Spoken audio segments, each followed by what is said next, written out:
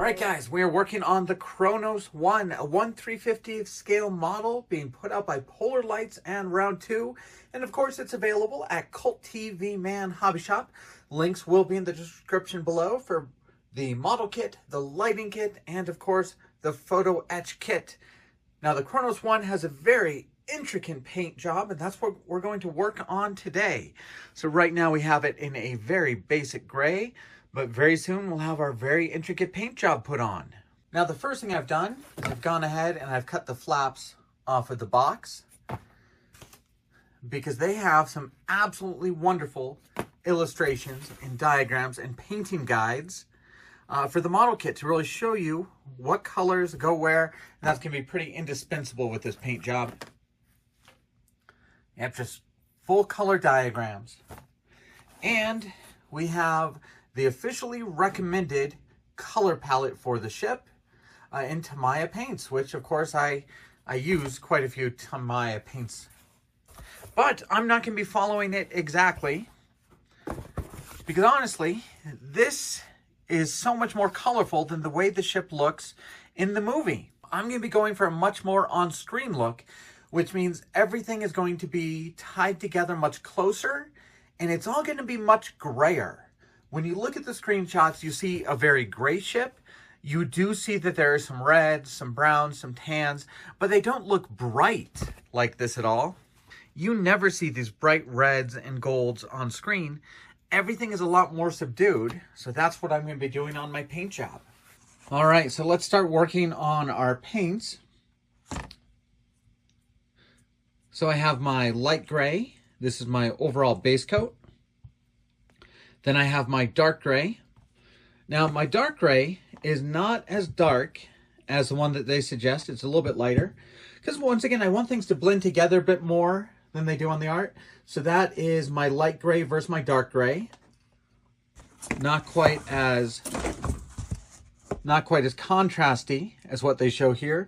But I think this is a better look to match the on-screen look. So next, I'm going to have to mix up my tan color. And they did say XF57. I do have XF57 right here. That's ready to go. I'm going to mix up the red. And so they say X7 plus X17. So I have both of those. And that's what we're going to start with. We're going to start with their suggested colors. So when I mix my paints, I find it works really well to just do 1-to-1, kind of thinner. So I pour the paint into the jar, refill it with isopropyl alcohol, give it a shake, and pour everything else in. I find that really gives me the right consistency for my airbrush. So there we go. I have my thinned tan color, but I don't want it to be tan. I don't want it to really stand out that much. So we're going to start adding gray to this to make it a grayer shade of tan, or a tan shade of gray. So I'm not sure how much it'll show on camera, but this is the original color. And this is my grayer version, so just a little more subdued. But this will be my tan color. So we have our light gray, we've got our dark gray, we've got our tan. Next we need a good red. And red is so strong that we're actually going to start with the gray color. So we're starting with their recommended light gray 19, which is the overall base color they suggest. Okay, now that we've started off with our gray, we're going to add a little bit of pink. So we're starting to get a very warm, dusty color.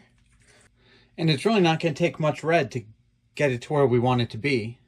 All right, we're definitely getting red. I think I need it to be a bit stronger, so we'll add some more.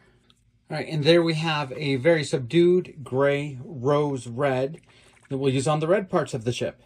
All right, so that's my main color palette, the overall base gray, a dark gray, a tan, and a red.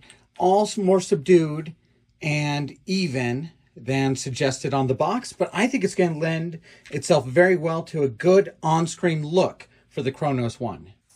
So this is really a paint job to enjoy. It's a paint job to just kind of add colors and build up the design, come back to it, add more colors, because that's really what happened to the studio model. This studio filming miniature was made for Star Trek Phase 2, which would have been kind of the next generation if they hadn't gone to the movies. It was a TV show they were planning. Then they made it into a movie, and the Klingon battlecruiser model got passed around between 3 different effects houses. Eventually ending up being the Katinga we know from Star Trek the Motion Picture. But it had its detailing changed at each of those houses and repainted at each of them.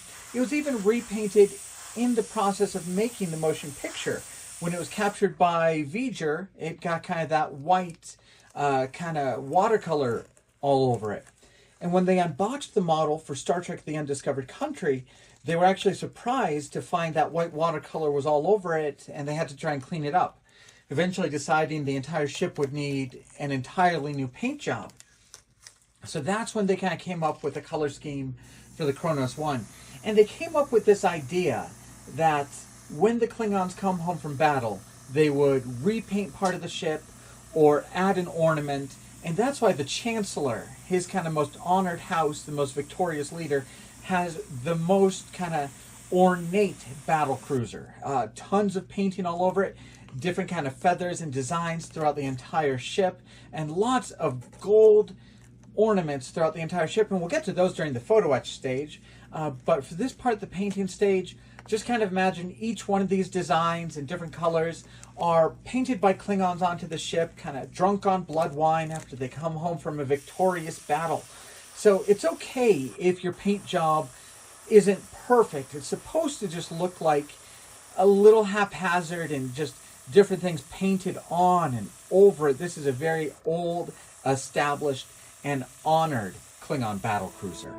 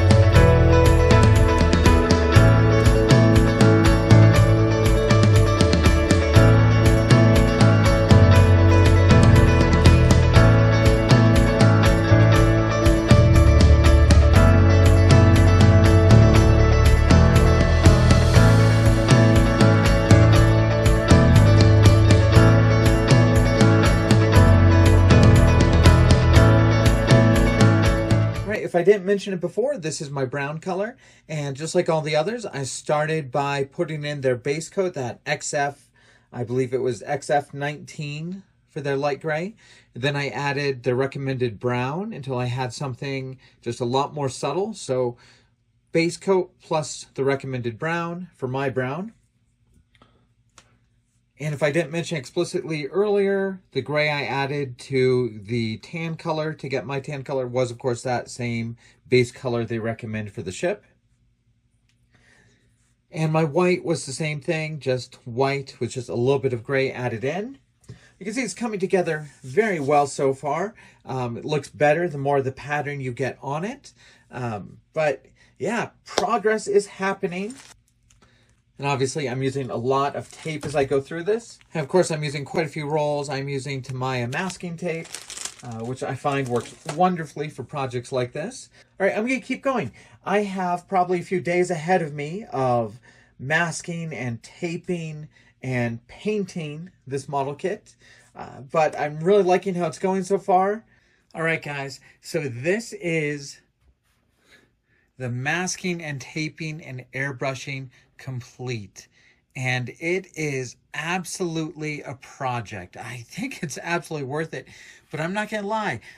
You know, at the end of the first day, I was sick of masking tape. I was sick of X-Acto knives and just exhausted by the process. But then as you start to see everything really come together, it is absolutely worth it to kind of see that canvas come to life. And the kit is fantastic. The detailing, so many raised edges to help you get that paint job right.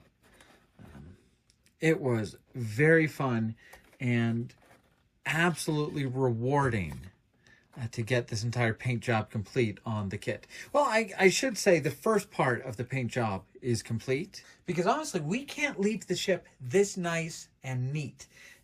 This clean paint job is not very Klingon at all. So we're going to have to get out my old favorite, enamel stain, and start weathering this ship.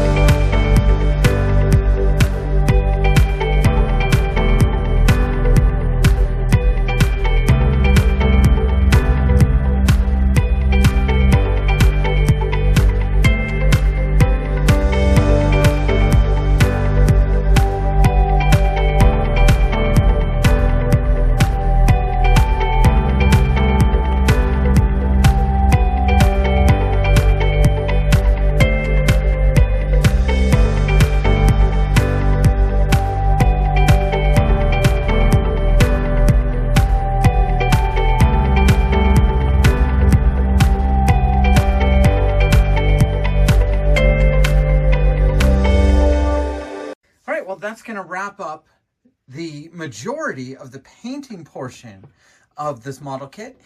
Now, it still looks very wet, very glossy, because I haven't done the decals yet. I always think of the weathering as 2 stages. This is very much the wet stage, the oils, the washes, and it leaves it kind of messy and wet looking. I'll do the decals, and then I'll do a lot of the dry weathering, like the pastels and the chalks and the little brushing of the weathering kit. So that weathering will tone things down even more. But the painting is going very well. And I love how this is turning out. I especially love all the details that you can really see once you have that glossy wash on the bridge and on the command deck. It's a great looking model kit. Now those paint guides are really going to be absolutely indispensable as you try and get those patterns put onto the ship. So refer to this a lot, and they really do a lot of really great illustrations here of how the ship should look that'll really help you out. And I can tell you right now, I think the challenge for most people when they paint this is to get something just a little less contrasty than this. Just to get things blended together a little bit more, tone things down a little bit more, so you have a very cohesive looking paint job. And mine should blend just a tiny bit more once I do my last streak of weathering and get a flat finish on this rather than the glossy. But very much a joy to paint this model kit. Now my next video will be the decals, the dry weathering, the flat finish, and of course, all of this fantastic gold photo etch that we're going to be putting all over the model to really make it the Kronos One. And of course, the photo etch available at CultTVMan Hobby Shop very soon. That last video will be my final video for the Kronos One. So stay tuned for that. It should be out probably in about the next week. Thank you guys for watching.